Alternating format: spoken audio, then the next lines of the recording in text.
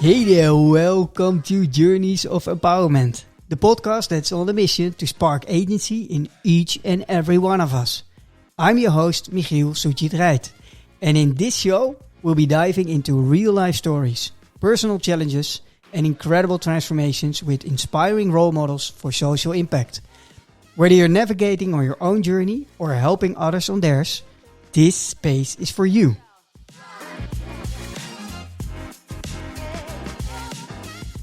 But before we dive in, I'd like to take a moment to thank our first sponsor, Neotopia, for believing in our mission. Neotopia empowers leaders, both formal and informal, to influence positive behavior change through proven organizational behavior management.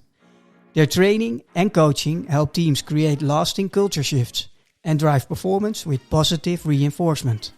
For more info, check them out at neotopia.nl.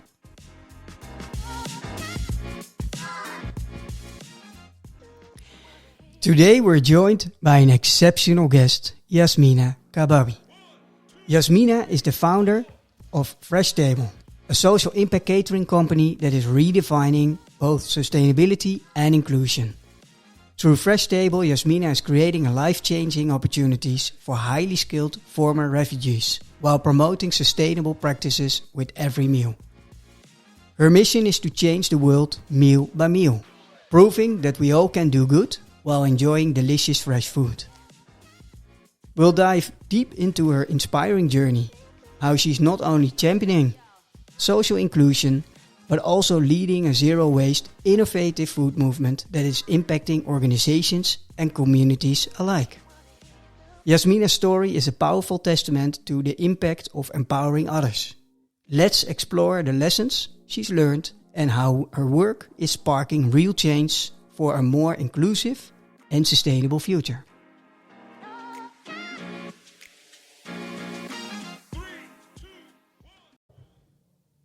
Hi Yasmina, welcome. Hi, thank you so much. What do you think of the intro? The introduction is so amazing. I want to put this as my voicemail. Oh, great. We will do that. I will say, of course, I will send you the recording. I'll decline every call so people can just listen to this. Yeah. Great. And we had a small talk before we started the conversation. And my question was, when did we meet for the first time? That was at the DNNL event in Amsterdam at the Rabobank, right? Yes. And the second time, and that was the first time. And then the second time was at the DNNL cohort event where your Freshtable was presenting amazing food. Thank you. There, the love started already because, amazing. Thank you the so taste much. And also the presentation. And then at the amazing OMAC event. Yeah. And there it was meant to be. Like third time is a charm. Yeah. It is. So for people who don't know Freshtable, tell the story, because it's an amazing story, but it's up to you to share it with us. There's so much to tell. But I'll start simple. So what is Freshtable? That's a bit easier to follow the story. Freshtable is an impact catering company, and that means that we offer catering to corporates and governmental institutions, but we do that in an impactful way. So we mostly work with people with migration background, predominantly former refugees, and we hire them based on their skills, and we focus on zero waste in the food chain. And we do that all with delicious international food. Beautiful. And it sounds like a mission. Yeah. It sounds like a calling. And what's the mission behind it? So the mission behind it, I should go back to a little bit more of a personal story because I'm very mission driven. So I always tell people that I was very lucky when I was 19. I figured out what my mission was, and I realized at some point, actually my mission is to still in life. I'm 29 right now at the moment of recording, and I figured out that every person that I meet and every place that I visit, I want to leave it behind a little bit better than before I found it. And it hasn't changed one bit. Right now, I'm doing that as an entrepreneur. Tomorrow, I might do that as a cleaning lady or as a truck driver. I don't care. I'm so mission driven that at some point, it just becomes bigger than you. So the mission behind it is, in the essence, still leaving every person a little bit better behind than how we found it. And that goes from our employees to our customers, to the people that taste the food. but also to the planet and everything that we leave behind in that essence. Beautiful. And what sparked that mission? Because at 19, you were in the luxury position to find your mission, right? 19 and already having a mission in life. I didn't realize it back then. I thought it was normal. But then right now I'm 29. I'm talking to a lot of people that are over 50 and they're like, I'm still looking for, I'm just lost. I have everything. I have the money, I have the family, I have the wife or the husband and the cars. I'm missing that mission. I'm like, oh, really? So it's not normal to already have found that. So now I realize how super lucky and blessed I was to be aware of that mission. I think the mission in life for a lot of people, not just for me, but I want everybody to get the gist of it, is that we already all have a mission in life. It's just going back to the essence of the true self in you to find that mission. It's not something new that you have to discover or like watch millions of YouTube videos and pay gurus to tell you. It's inside of you. You just have to discover what's inside of that. So at 19, I had that realization, but the mission has always been there along my childhood. It's how I got raised. It's how I was taught by my mom and by my sisters and by my family, my grandparents. We're always taught to care and to love. I didn't grow up in a rich family, not at all. But we always knew that there's always an extra space for somebody at the table. Even if you have a small, we always say, even if you're small as a date, you can still share that date with somebody else. So that essence of always caring for others, because you know what it's like to be in a position where you're less fortunate. And I always was told to be that helping hand, because you never know when you're the person that's going to need that helping hand. So it's really like, it all goes back to my childhood and how I was raised. And for me, it was only normal to care about who was next to me. And I didn't look at any skin color or social class, because I had rich kids at school and they were unhappy as hell because they didn't feel like they belonged somewhere. Sometimes you just need a friend. So it doesn't really matter to that essence of who you are and who that person next to you is. I think we all have that, I always call it geographical luck, to be born here. And that's, geographical, just a second, let's take that in. Geographically luck. Yeah. Geographical luck. I coined that term. I said, yeah. Right, you should that. Wow, yeah, it's true. It's on point, to the point. That's it. That's it's where we are born. Geographical luck that you're born here, not somewhere else. I think like your story is a very inspiring story that really fits that term as well, is that you're just lucky to be born somewhere specifically or being taken care of by a certain family, not somewhere else. There's no big difference between you and somebody else. I think sometimes we make up in our minds that we have certain Western standards that we think, oh, now we're better off. And I think most people that I meet in the West aren't that happy with themselves, and the happiest faces I've seen are in the global South. But at the end of the day, there's a certain part of geographical luck that you have to recognize, that you don't have the same financial means, you don't have the same safety and like stability to set up your future. So I was very aware of that at a young age. And I think luck is the only thing that you can divide and multiply. So it's the only thing that you can share that becomes more. So isn't it all up to us to use that luck that we have to then give it on to the next person? Doesn't diminish yours, it only increases it. I think we have to repeat that one. This is really luck. You can repeat and multiply. Yeah, that's you can also essence. Divide it. I love that equation. We should make an equation about it, because all mathematicians, they're going to lose their mind. They're like, what? You can divide this and you can multiply it? Yeah. Yes. Oh, wow. It's the only thing you can divide and it becomes more. I never, in one moment in my life where I shared my luck with somebody else or my happiness and it diminished my own. Never. No, it always increased. It's about sharing. That's about sharing, right? And the people who are working for you, with you, and on this mission. Yeah. As far as my information, and of course also in our pre-conversation, people with a refugee background. Predominantly. And tell us more.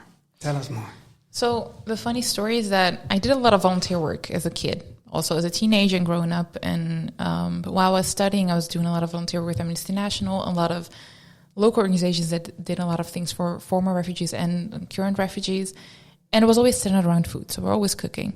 And mind you, at some point I was like, aren't we doing this for the last 20 years in the Netherlands? Like, we welcome people because we like the food. We're like, oh, I kind of don't want you in my country, but I like, foreign food. So that's why you can stay. So at some point it sounds very stigmatized and very like basic how I mentioned this, but sometimes that's a feeling that you get, right? So at some point we were always cooking with people and I was doing volunteer work and I was just very innocently asking these people, do you actually like this? It's like, yeah, I'm super grateful to be here. So that's not the question I asked you. Do you like what we're doing? I'm like, well, yeah, but I think it's a waste of my talent because actually I'm an accountant. I'm actually an engineer. I'm a doctor. I have my degrees, but they're not recognized by the Western standards. And at the same time, this is back like a year before COVID, I was studying my bachelor's degree at Erasmus University, which is called International Management of Social Challenges. Mouthful to just say public administration, but very focused on all these challenges. It sounds posh. It sounds very posh, but it's not. No, but there on an academic level and really on a policy level, I learned what the regulations were that we as a society decided to put on when it comes to refugees entering the European Union. Mm-hmm. So on an academic level and policy level, I learned that more than 9% of the people back in 2020 were only able to find a job after 2 years based on their degree. And we're talking about high-skilled people. People don't really realize that when we talk about former refugees, especially from the area of Syria, for example, they are often the rich people that left the country. First of all, it takes you thousands of euros to come here. So you don't do that when you're poor. They're highly educated and they're highly skilled, but then we have to deal with different laws that really puts them out of work, and also have to deal with like a colonizing framework where we don't recognize degrees as high as we do them towards Western standards because they're in Arabic or they're from a different country. And it actually didn't make sense to me. Not at all, actually, because the most intelligent people that I've met were from overseas. So at some point I was just Googling if it wasn't allowed for me to hire people based on their degrees from another country. Well, there wasn't a law that said so explicitly. Maybe there's one now, but I don't think so. And then I thought, what's stopping me to not like create a business and hire them actually? And then the ironic part is that I actually founded a food business because I've always worked in the food sector. Ever since I was 14, I've always worked. I have a very high work ethic. I love hustling for my money to a certain degree, don't get me wrong. But I was always working in kitchens and whatever. So I realized that food really connects, and I always brought my own lunches to university. And mind you, Dutch students are very deprived of good food. So whenever they eat like a snack sandwich or whatever, they're already happy, or the noodles. But it's not beneficial for you. And I was in an international setting. So a lot of my fellow students, when they saw me opening up my lunchbox, they said, wow, that looks amazing. It looks like warm food. It reminds me of my home. We were studying with so many different cultures. They said, well, what if I pay you and you make one for me as well? I thought, oh, wait, there is something in there. But I don't want to just make money and make profit for something that I can also make an impact with. And that's why I started thinking, okay, how can I combine the different things? And that's how I really interacted with the former refugee group and thinking, well, what is more iconic and ironic than working with food and not putting former refugees in the kitchen unless they have the ambition to become a chef? So actually, this is the first year, this time, 2024 is the first time that we actually hired a Syrian chef who actually had 20 years of experience, who wants to start his own restaurant at some point. So it's super funny how that all went. And most people work in the back office based on the degree that they have. So if you're an accountant in Syria, you're an accountant with us. We just help you level up your skills to the Dutch labor market and help you with language proficiency. So, yeah. Wow. This is amazing. And what I hear underneath... and what is palpable for me, but I think also for the listeners, is your inner drive. You're so passionate and driven. Your drivenness is showing through all your words. It's palpable for me, at least. And it's a sort of inner rebel, a sort of rebel with a cause, right? I love that term. Yeah, it's a rebel. Yeah, it's beautiful because it's controversial. It's really, you're fighting for it. It's fueling you. That's true. Beautiful. Thank you. And when we had the pre-conversation, we also talked about still younger age, so 19. But let's go a little bit further back. Yeah. What happened around group 7? Because there's something ignited. Pivotal moments. Yeah. So mind you that I was always brought up with the essence of caring for others. And I think I was maybe 11 or 12 back then. And at the school, so it was middle school back then, they wanted to host a ferry. They do that every year, and the money that they raise, it goes either through a charity or through the school. And at some point I was thinking, back then you had kids edition for UNICEF, which we call Kids United. Yep. And they were raising funds for the water drought in Sudan. And I thought, why not do that? And I just went up, little old me, to the director of the school, and I said, can we raise the money for that cause? And they said, yes, love that idea. And then UNICEF came by. I actually found the picture the other week, which is so funny because I looked very tired at that point. I was like, girl, you don't know what's ahead of you. It's no reason for you to be tired. But it was amazing. We raised a small amount of like 2,000, but for me as a kid, that was insane. Wow. That was insane. It wasn't me. It was just my idea to raise those funds for that part of the school. But it was the whole school that really came together. And that also taught me that sometimes it just takes one person that is willing to cross that bridge and just ask, or to just take action. You don't have to do all the actions by yourself, because I didn't raise that money by myself. The whole school did, and all the parents did that were involved. But it took somebody to walk up there and ask that question. And that was a valuable moment for me. And that's where I look back at 19. That's what I look back at right now at 29. And I think that has been such a pivotal moment for me in my life. I think that is this podcast is about sparking agency in each and every one of us. If there is one spark of agency, what really helped you putting yourself on the path where you are now, I think this is a really crucial moment, right? You want to know something funny about that, actually? No. I was very shy as a kid. Up until 17, nobody believes me because I talk like I'm like Busta Rhymes rapping, but I was very shy. I didn't talk much. So that took a lot of courage for me to go to the director and ask that. And it's funny because you're looking at me like in disbelief for the listeners. I don't see your face. My mom always says, I think you're making up for the lost time by talking so much right now. Yeah, you were already from birth on, you were an extrovert, but you kept it. I'm quite an ambivert, actually, so I like adapt to situations. Yeah, but it's good for people to hear this, because despite my shyness, I still knew that there was something that I wanted to do, and I didn't let that define my purpose. Like, I struggled maybe with like finding my courage to ask the director, and it's very simple, but I still find myself able to do that even at that young age. So that means that even then, I didn't let that stop me to do something good.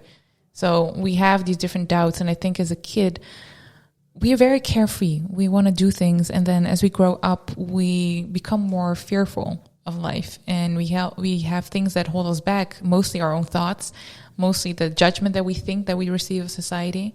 And I think the true journey, if I look back from that young age up until now, is to free yourself from those fears and really embrace them.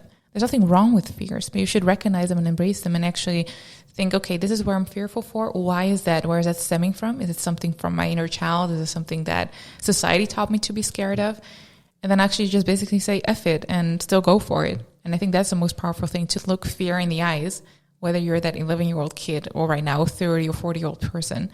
I think that's the essence of it. And also, I don't want people that are listening to this thinking that it's such an amazing story that you were 11, you were raising money. I think it's great for me to share this story, but it doesn't have to be that big. No.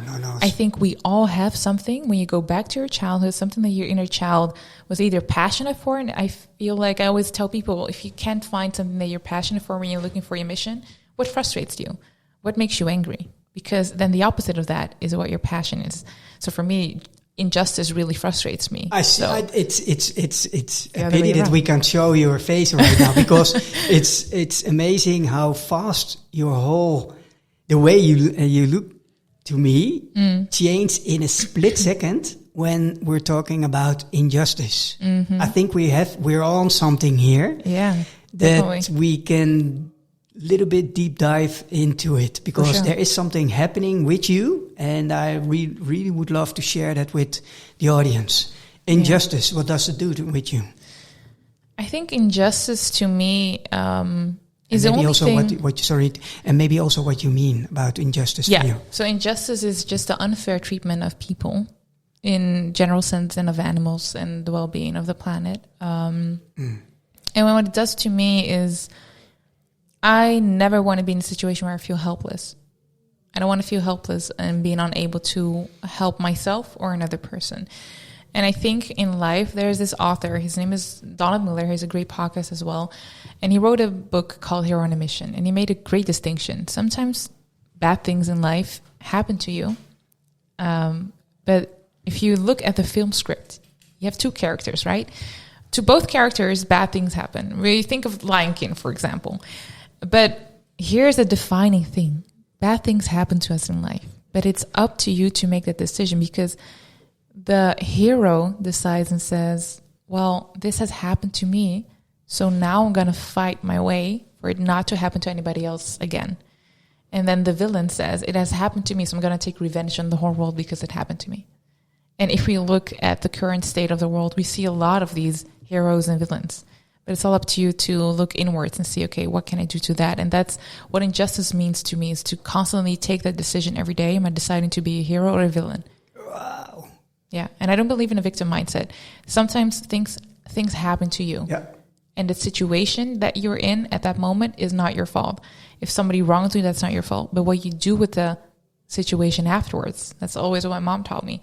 That's in your control. So are you going to use that to be quiet in the corner and start crying? Or are you going to use that injustice that happened to you to empower other people? What beautiful. What helps you at a certain crossroad when you feel? It's all about feeling also, right? Yeah, it comes from deep definitely. from within. And although you feel challenged in some certain point, what helps you to prevent, to fall in the trap, to become the villain, and you choose the hero path? What can you describe? What helps you? A lot of things, actually. It's very layered. The biggest reason is my mom and the way she raised us. So I have three other sisters, so we're 4 girls. And she always taught us to move forward. And I think if people remember like the message of, I think Denzel Washington had a great speech on that, is if you fall forward. So always move forward and move with grace, but also be sure that you can change something in your life. And I don't like to be in a position of frustration. So I always turn frustration into passion. It's also my story with Freshtable. I was very frustrated, but with how the world was dealing with social situations, such as dealing with refugees and calling it a refugee problem or a refugee crisis, which is outrageous, because what entails a crisis? Don't we just have like a policy crisis or politic crisis, whatever? But also when it came to sustainability, I didn't understand that back then. I was studying and I had a group of students. This is a very specific situation, and they were very passionate about the climate. So at some point they were crying about the melting ice tops, and I completely get it because I really care about the world as well. But then a week later we were discussing in class, I don't know if you remember this, but it was this Syrian boy with a red t-shirt and a blue pants who was washed up on the shore in Greece, and they were literally shrugging. They couldn't care less. And to me, that didn't click. I was thinking, how can you cry about the melting ice tops, but you don't care about a kid because maybe he's of a brown color, or it feels like a far from your best show while like Greece is like 2 hours of flying from here. And that didn't really sit well with me, but I'm not the person to sit in frustration. It's also, if my sisters would describe me like in arguments, because of course you have sisters, there's always arguments. I was always a diplomat, and they call me that because I easily forgive. And then I move on. And people sometimes mistake that in life with a weakness, or that you have a soft spot for people. But it's not the reason. I always forgive because I love mental clarity and I love peace in my mind, in my heart. And to me, happiness is peace and quietness in that sense. So for me, it meant that at that point, I felt frustrated and thought, okay, I need to do something. And that eventually led to my entrepreneurship. But to go back to your question about what really led that passion to fight injustice, it's just being aware of the powers that we have. Even if you're a small person, you're not a small person. Everything happens in your mind. Like, who told you that you're not able to change? It always takes one person. I always love this quote where they say, but what can I do? Said 7 billion people. You know, it only takes one to say, yes, I can do something.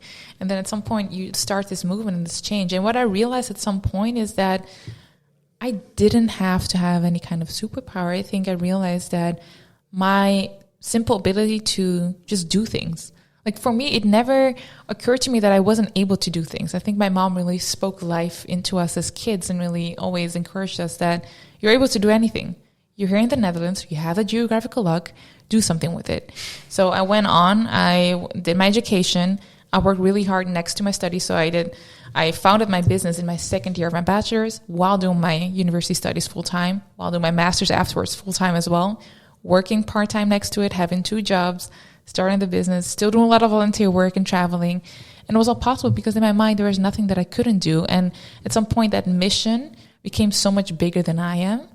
And I thought, if I want to fight this injustice, there's no room for me to doubt myself because it's bigger than I am. So my success is dependent. So, more in a way of what I can do for other people is dependent on my own success. So the more I invest in myself, the more I excel in the things that I want to achieve, the more I can help other people. So it's always intertwined. It's a very long answer, but yeah. Beautiful answer. And it comes from within. So it's the best, then it's the best answer there is. Yeah. It's your answer. So, and I think it will resonate, and it will resonate with the audience on a deep level. And what I find very interesting is also the importance of your mother. You mentioned her now twice or for the 3rd time. Can we conclude that she is one of your role models? 100%. Yeah? Yeah, she was my first role model, and she will always be that. Yeah. Wow. So when she listens to it, what do you want to say to her? Hi. No, I want to acknowledge her because I think often this goes for a lot of parents actually, and maybe this resonates with you as well as a dad. I think sometimes you don't realize what kind of impact you have on your kids. You try your best, and sometimes you doubt yourself. Am I doing enough?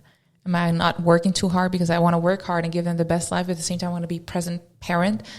And sometimes parents, they grow older and they have the fear of their kids being resentful for a lost time or maybe the wrong education. But I want my mom to always remember and know that I'm the most grateful for every decision that she has made, even when sometimes as a teenager, I didn't understand, but I'm still very grateful. Want to understand. As a cause, I wasn't that as bad a rebel, as a rebel with a cause. Actually, the funny thing is my rebellious part just started like later on. Oh, Thank God. Okay. When your prefrontal cortex came online, exactly. Right? Somewhere in 2 months ago. Yeah. No, but that's the message that I want her to know. But I think also for every parent is sometimes you don't realize like how impactful your words are, but also in the positive sense. Well, I think she will appreciate it. I hope so. Yeah, for sure. And is this the first time that you say that, or do you say that often? I try to word that more often in person, but it's the first time live on a podcast. Yeah. Oh, great. So now she has this recorded. She can play it every day. Yeah. Now, the reason also why I asked is that Kareem was in the previous amazing episode. He was last week at the techtogether.ai event, and he got a question on stage, and it really, the question I couldn't film because, I sat there in the audience, but the question was, what did your mother teach and tell you? And Kareem answered without even really thinking about it.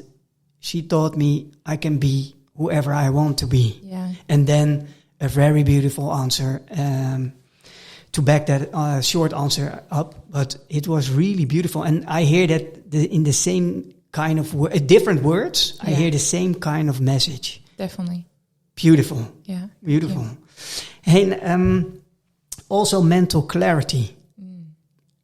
That's an important topic for you. How do you do that? Because you are so busy. I hear a lot of doing. Mm-hmm. And on the 10th of October this week, while recording, so we will publish it on the 16th, but a recording is coming Thursday. It's the Mental Health Day and Awareness Day. And so it's all about mental health, mental clarity. What do you do in all the doing to keep mental clarity? Because that's interesting. It's almost like a contra, right? Mm-hmm. It's you're doing so much. You're busy. What do you need to keep mental clarity? So it starts with multiple things. First of all, I have a to-do list, and that's for the entrepreneurial part, and I have a to-be list. Ooh. So the to-be list is just focusing on me. And I think like for the past maybe 10, 12 years, I've been really like on a journey to really find myself in different ways. And that also goes to your mental clarity and your mental health in general. So I think for one person that can be in a form of therapy. For the other person that can, for example, for me, that was traveling. So I traveled a lot and did a lot of solo traveling, and that really makes you get to know yourself. But I didn't just travel and wander and was backpacking. I was really asking myself tough questions and asking me, why am I here? What is my purpose in life? Why do I deal with certain situations in a certain way? Who am I exactly? And I think mental health and that whole journey, it's not a finished stage. Never. It's a continuous process. So the funny thing is, I always, while traveling, I had a little journal, and I have one each year that I buy, and I write down every location that I'm at, and then I'm just like writing down all my thoughts at that moment. I do that for the highs in my life. I do that for the lows. I do that for the middle moments. And it's so funny because I think 2 months ago, I found one of those old journals, and I saw I think I was in Brazil somewhere on the beach. And then I saw the things that I was worried about back then. I wasn't too sure like what to choose, like when it comes to my academic experience, because I studied IBA before that, so very business oriented, but I was missing that part of making an impact. It didn't make sense to me to just calculate profit and then what to do after. So for me to be very worried about that, and then to realize afterwards, like the decisions that I made after that and how well I turned out, like in that essence with the academic level, it's so funny. And it's so great to write that down. I think it's so important. Like if I can give one tip to people, is to write everything down, because that means that you get to recognize the highs even more. But you can also get to celebrate the lows that you came from. And it really puts things into perspective, thinking, wow, I myself, and God, if you believe in God, got myself out of these situations and these struggles. So why can't I be able to deal with this or that? And to really put things into perspective and what it is. And I think when it comes to mental health and making space for it, I think especially for entrepreneurs, it's so important, because if there's no you, there's no business. You are especially when it comes to social enterprise, you are the person behind it. And at some point, nobody cares about your business if you're dead. And what are you going to leave behind? So for me, I realized what I was doing wrong. So everything else, remind you that I was 25 at the time, full-time studying, working, doing a lot of volunteer work. You're still a sister, a friend, a daughter. You're doing so much at the same time. So how are you going to be stable? So I realized if I don't watch out, I'm always the one that I put last. So I put everybody else first. And at the end of the night, I would still put my workout at 10 p.m. as if that was feasible, but I had to get up at 5. So at some point I was thinking, what if I don't only figuratively, but also literally put myself first? So that's when I started getting up always at 4:30, 5 a.m. And the mornings are reserved for me. The 5 a.m. club. Yeah. Wow. Yeah. So that's, but mine is a little bit differently orchestrated, because I'm also Muslim. So I'm very, in a spiritual sense, also made a very big journey in that. So the first morning prayer, which is the Fajr prayer, is right now the winter time. It's at 6, but sometimes it's as early as 3 or 3:30. So I wake up at that moment. I think it's beautiful, because you decide that your spiritual health and your connection with something greater is more important than your sleep. And that also taught me, if I can put that first, that means that I can also put all the other things for me first. So I get up, I pray, I have a meditation session, I write, I journal, I read. That whole morning is just for me. There's no business, there's no email, there's no WhatsApp text that gets answered. And then after 7 a.m., I'm live.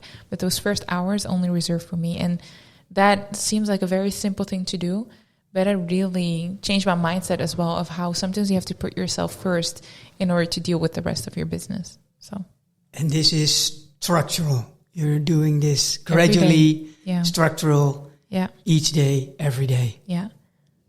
Wow. And this is almost also a sort of self-regulation in a way. Yeah. And what do you do when you get stuck? Because for sure, also on your side, Yasmina, I can believe there will be a lot of challenges, 100%. Not problems, challenges, and worthy challenges. Otherwise, we ignore them, right? Yeah, true. I think the most important thing is to recognize them and not run away for it. I think this year, for example, I had a lot of challenges, but I realized that I'm not the same person as 10 years ago. Right now, I built a very great ecosystem of great friends around me and mentors that make me feel safe enough to discuss different things, whether it's business or private, and to actually deal with things heads on. And I realized a very valuable lesson that I've been aware of for the last years, but I actually really came to realize it this year, is to be able to let go of control. So I'm a very, I wouldn't say controlling person, but I think it's inherent to being a human being. We don't like not having control with situations. Easier said than done. Yep. Easier said than done. So I always said, you have to let go. You're not in control of things. You say it, but do you really, really believe it with everything in your heart? I almost believe you. Yeah. Because you're very, it comes with so much clarity, and yet, how do you do lying. that? No, I wouldn't dare. I wouldn't dare. But yet, I think you called me right now in the right moment, because I think life is all about phases. Right now, I think for the past half year, I've been in a very clear moment. I've always focused on mental clarity. That's like, first of all. But second of all, really being able to let go of control. I say that right now with full conviction that I'm able to do that, because I'm also very spiritual. So I believe in God and believing in letting that control go, because as human beings, I also think, why do we even want control? That would stress me the hell out, because imagine that even if you don't believe in God or in the, like, for example, the universe, to really believe that everything is in your control, that means that there's also no hope. That means that when something shitty happens to you, that's all you. Like, you can't blame that to the universe and say something better is coming to me. No, it's just you. And isn't that more depressing than actually believing that you're not in control? Isn't that more hopeful? So I think everything comes to perspective and being able to let that go. But also realizing how freeing it is to really face those fears. And for me right now, I hope I can stay in this mindset forever. But I'm also aware that life is all about roller coasters. So maybe some points in life, I'm going to have a little challenge that's going to test those beliefs if I really am able to let go of that control. So I think it's just ups and downs, but to really be aware of those situations and to challenge your own perspective. So I think that's why it's really valuable to have a circle around you, an ecosystem of people that are always truthful with you, even tell you the truth when you don't like it, and that give you different perspectives or to challenge you. And read a lot. Like, I do a lot of self-work. I read a lot of books that always challenge my mindset as well. Beautiful. Can you mention one book which is or was very helpful, and also definitely pinpoint the moment that it was very helpful? I think the most recent one that I read was the How to Meet Yourself workbook by Dr. LaPera. Amazing. I would recommend that to everyone. We will put it in the notes. Yeah, do it. And she also has a few podcasts, so if you're not a big reader, do that. But it's a workbook that really gets you to everything. So there's ego work, there's shadow work, there's thinking about, am I reacting from my ego or from my ratios or from the mind? Does this make any sense for me to take everything? Like, for example, there's people when you don't reply for a few days, even if it's business-wise, I'm talking about emails or phone calls, they take that personal. Oh, they don't want to do business with me. They didn't like my pitch or whatever. And I'm always like, right now, thanks to the book as well, I'm just thinking, it doesn't have anything to do with me. I think people really overplay their roles in other people's minds. And that sounds very harsh to her, because you're like, oh, they don't care about me.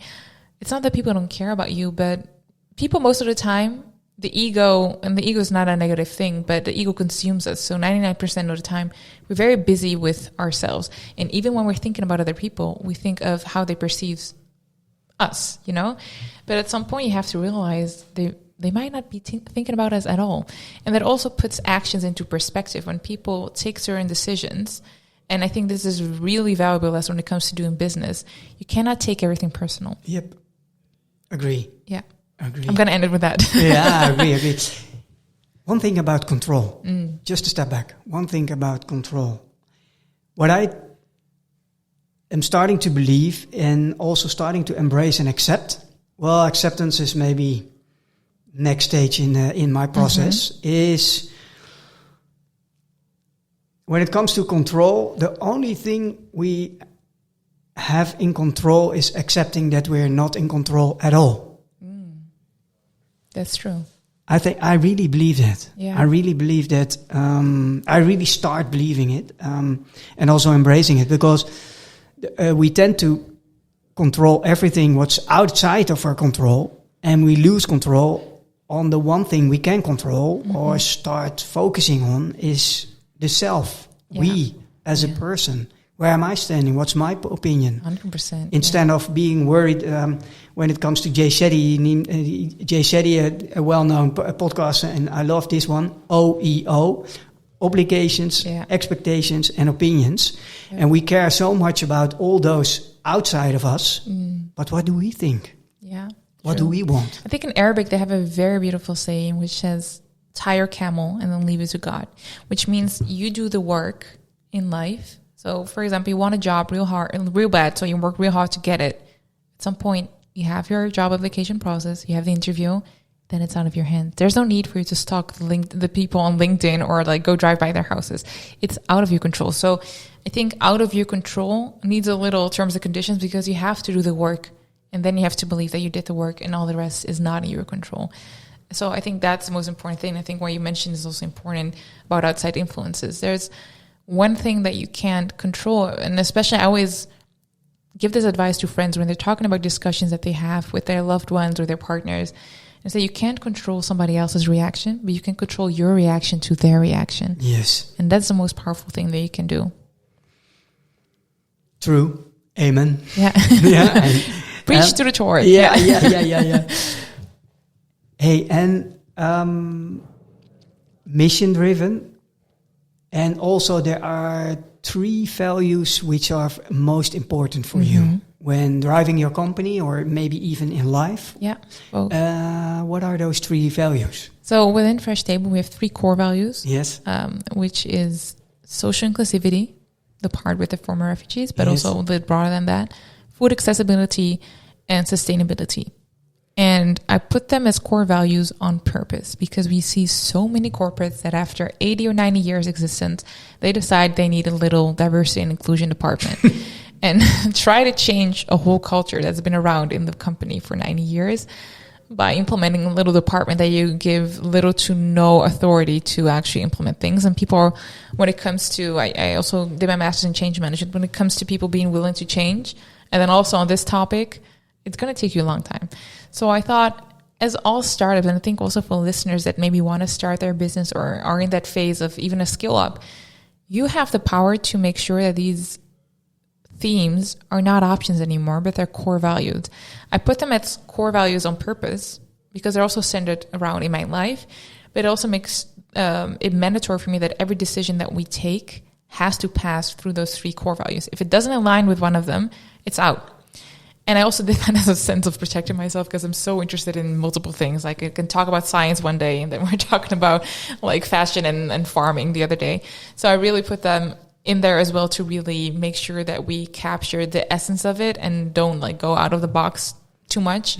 And these are already broad topics. But also another important reason why I did this is because I don't believe that all these 3 things should be seen as separate.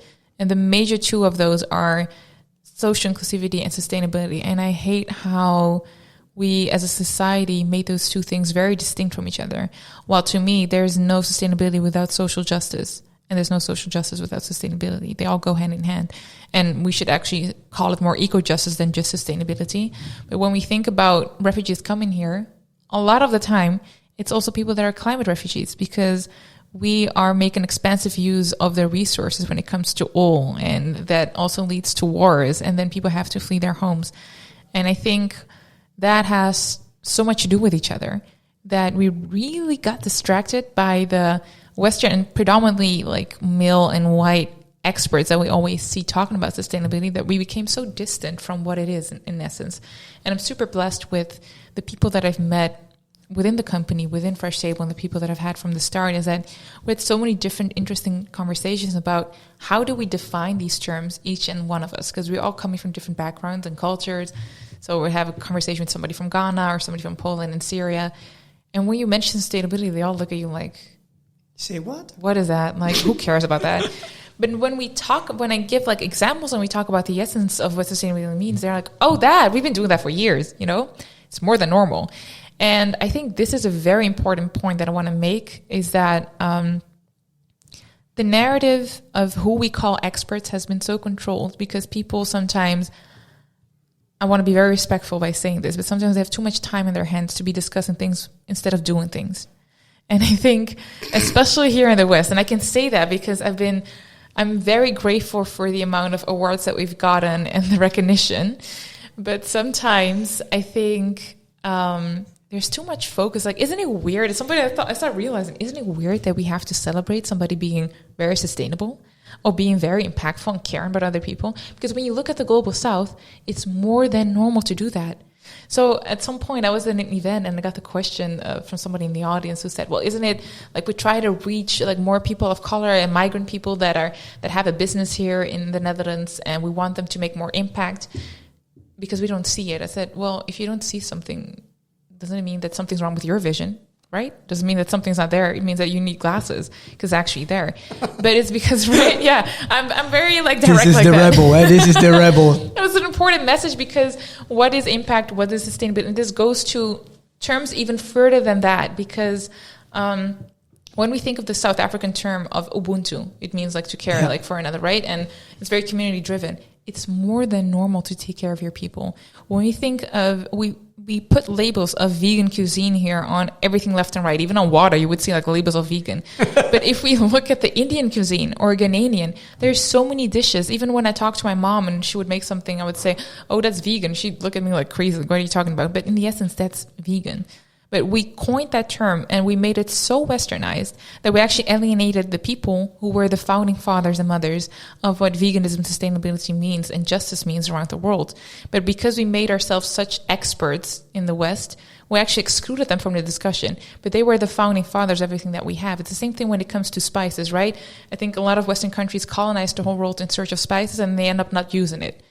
But the funny thing is, after that, it's not that they don't use it. They sell it back to the people, the diaspora that live here, for a higher price. So the whole full circle comes back. And I think the most important thing to me is what I learned, and a message that I really, really feel the need of spreading. And I'm sorry I'm taking your podcast and doing that.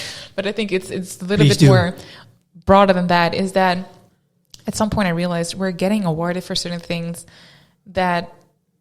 Why are we getting rewarded? Why do we have awards saying the most sustainable business in the Netherlands? Or because we won a lot of those. Like I'm in the top 100 of most sustainable food changers and this and that, and there's multiple of that. And then I thought, because we made it so abnormal to care for one another that we have to make awards for it. And to anybody listening that's now nominating us, I'm super grateful. Like keep doing that, don't get me wrong. But it helps with the recognition of what we're doing in the movement. But I think in essence, isn't it absurd that we have to reward that from happening? Isn't it more than normal for people, for example, in the Global South, that they don't get rewarded because they're more action taking? So that here's a difference that I want to make, is that some people here, we're so stuck in the expert discussion, we're talking about a lot of things, but then there's people that take actionable steps. They're actually making change. They actually care for another. I think we're here based in Rotterdam with the business, and there is a lot of poverty in the surrounding areas, but there's a lot of entrepreneurs there that take a lot of action. So, for example, the bakery around the corner, they use the rest of their breads and they give it to poor people. But you would never see them talk about that because to them, it's more than normal. And I think here what happens is when you sometimes lack the vocabulary or you lack the skills to translate what you're doing in words, and I'm also aware of that, despite me being a woman of color and being Muslim, I also have the advantage of being educated and having a university degree. So I'm able to talk. I talk a lot, but I'm able to talk my way into certain rooms. So I'm also able of me having that skill and that actual like positive advantage to use that in advantage for other people as well. So I try to invite them with me. So for example, this year we organized the first Impact Gala of the Benelux, which is amazing. It was a very like fundraiser thing, but I'm not going to get into it too much. But what we made sure of doing was that half of it were corporates and governmental institutions that came up, and they were also indirectly sponsoring the seats of local social impact makers in the neighborhood that weren't even aware that they were social entrepreneurs, because to them it's more than normal. So here is what's important. It becomes about visibility and celebrating other people, and also recognizing, and I want everybody that listens to this that is aware of them being able to at some point entering certain rooms. I'm very aware of that. The way that I can talk or enter somewhere is because of certain educational levels. I should also be able to open that door and then leave it open and bring the rest in there. Is this maybe a next ambition? A sort of next ambition or ambition besides or ambition with Freshtable? Or there is the cause, the rebel with a cause, and also she came out there. Systemic change. Yeah, definitely. Systemic change. What's next? Yeah, I think it's last year in 2023, we launched the foundation because with Freshtable, we also have the Share Meal campaign. That's the last pillar of food accessibility, which means that you as a customer can buy a meal for somebody else in need. We started that during COVID when we made 0 sales and we actually saw the need for a lot of elder people that were in isolation to give them meals, but we weren't selling anything. So then we thought, why not make sure that we form that bridge? Because a lot of people wanted to do something, they didn't know how to. And then I thought, oh wait, that's my superpower, to connect people and take intangible actions. So that's how we started with 300 free meals. And this year the goal was 10,000 free meals. And we're going to reach that. So I'm super excited about that. And we've been able to do that. And going back to what I said about the hero story, like choosing to be a hero or villain, right now, the role of Freshtable has never been to be seen as a hero. It's not my own purpose even. Like, I don't want to be seen as much like that. You said that in the conversation we had before. It's not your baby, it's a mission. Yeah, exactly. It's not about me, not at all. Actually, up until 2 years ago, you couldn't find me online. Like, I hated being visible. But now I really found the way to understanding that I need to share that story. But the hero is not us. The hero is you. The hero is a client that we are just Aladdin's carpet, Like, we are able to drive you to that stage because we have the connections. We facilitate the network. We facilitate the food. And we have a big network of, we work a lot with deprived communities, whether that be here in the Netherlands, so the homeless shelters, etc., or overseas. So we had projects in Lebanon with former refugee camps, but also in Colombia where we work with the deprived youth. And so that's how Share Meal came about, reaching 10,000 soon. And to answer your question, the second pillar of the foundation is to also give back that mindset that I was just talking about of opening the doors for the next generation specifically. I look back at me being 11 years old, and I think at some point I would have wished that I had some examples around me. I had a great example from mom, for example. So when it comes to different life skills and sets and morals and values. As a role model. Definitely. Yeah. But as an entrepreneur, and specifically social entrepreneur, there was nobody that I could look up to in my internal circle, and especially not people of color, especially not. So whenever I would try and find a mentor, it would always either be around profit or something else, and it was never really centered around that. And I thought, how can we, I'm still young, but I still thought about the next generation that's coming up, and I think they have the keys to form a change. So how can we give that mindset back? And that's how we started with the Social Young Entrepreneurship Bootcamp. So we're actually educating and helping younger kids form their own social enterprise, because then we can also see a bigger impact on their community. So because of them becoming entrepreneurs, but not just entrepreneurs, social entrepreneurs, they actually help their whole community thrive. So it's not just advancing. Yeah. And then we come back to you were doing many things. How do you do it? Yeah. No. My question to you is, if and how and where do you need help? I think I'm always open to new conversations that help us get to certain goals. So we're close to reaching the 10,000 meals, for example. We try to double that by next year. No, you're going to double that and crunch that number, right? 100%. All right, 100%. Get Yeah. Manifestation. Yeah. But the nice thing is that, so the foundation operates separately from the business, but a part of our profit always goes to the foundation. And it means that every single meal that you buy with us actually changes the world already, even without the foundation, because that helps us employ former refugees. It helps us make a bigger impact on the planet. And there's something that's the most amazing thing is that something that we'll be doing always, no matter if AI is growing or there's going to be robots, we're always going to be eating. We always need food. So for the listeners that work at a company, or if you have a company and you need catering, you need a lunch, think twice of where you order it from. If you want to order it from somebody who makes delicious food, order from Freshtable. But even if not, there's many other organizations that either focus on one of the two. So either they focus on sustainability or social inclusivity. But if you want to tackle both, then support our business, because that means that we can create more impact with you. Here. I support that completely with Journeys of Empowerment. We do. And, we're almost heading towards the end. And I heard a lot of beautiful sparks of agency. I tend to call them sparks of agency instead of nuggets of wisdom. I love that. So sparks of agency. And one question I have. You were talking about role models and creating an environment which a lot of good examples to sort of being a cue for you to inspire you to do good. For mentors, you also mentioned mentors and people around you, your close circle. Yeah. How do you find people you need? How do you come to that point?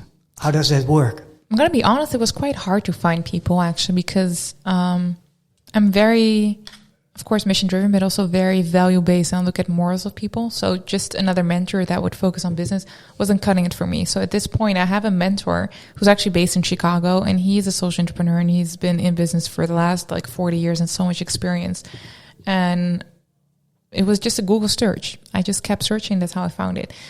But then also I want people to challenge themselves of how they think of mentors, because sometimes mentors are not people that you speak to repeatedly. So for me, a lot of mentorships that I had in life, I met while traveling. So it was a random conversation with a bus driver that really gave me new perspective to something. It was a random conversation that I had at work with a former employee. So I think mentors don't have to be people that are further ahead in your life or in the same sector.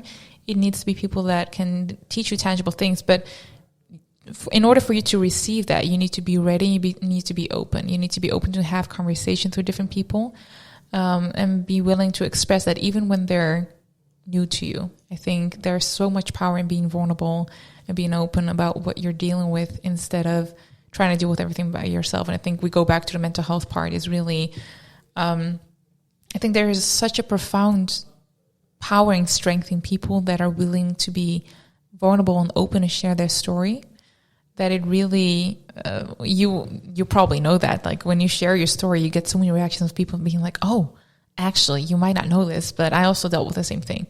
And they kept quiet for years and years, but because you were able to share that story, someone else shares it with you. And the second part of it, be a mentor. So in order to receive, you also have to give. And once you recognize that the more knowledge you also have to give, the more you recognize how you can get that other people. We have to do this together. So it's all back to the Ubuntu and community driven, give out to receive as well. It does a lot. It takes a lot to get me quiet, right? Wow. I hope in a good way. Yasmina, yeah, of course. I was already impressed while researching about your personality, about Freshtable, about the mission you're on, and we can go on for hours. And for sure, in my hope is that this is only the first conversation we're having. 100%. And I really have a big respect for your drivenness and also your ability to not only talk about it in a very articulated, very good way, but also your actions. You're really walking the talk. You're really walking the talk in everything what you do. So a big applause for you, and thank you for sharing so much. And there are some books mentioned, journaling you've mentioned, mentors, mental clarity, frustration, turning frustration into passion. Ooh, that's very powerful. I want to, if there is one thing you would love the audience to know about you or to get out of this conversation, what do you hope for? One thing I want people to get out of this conversation is, first of all, find your mission. It's already within you. Don't go searching outside for it. Second of all, take action. It's not as scary as it seems. You just have to do it. Send that LinkedIn message to that person you look up to. nominate yourself for a certain, or just get into certain rooms and take action and get at it and just grab life by the balls. This is what Journeys of Empowerment is all about. Thank you very much, Yasmina. I'm looking so much forward to keep in touch, follow you, and people who are wanting to reach out to you, where can they find you? They can find me personally on LinkedIn. Just search for Yasmina at Freshtable, or reach out to freshtable.nl. And we're based in Rotterdam, so if you ever want to lunch or come by, just have a conversation. Knock on the door. Be careful what you wish for. Thank you.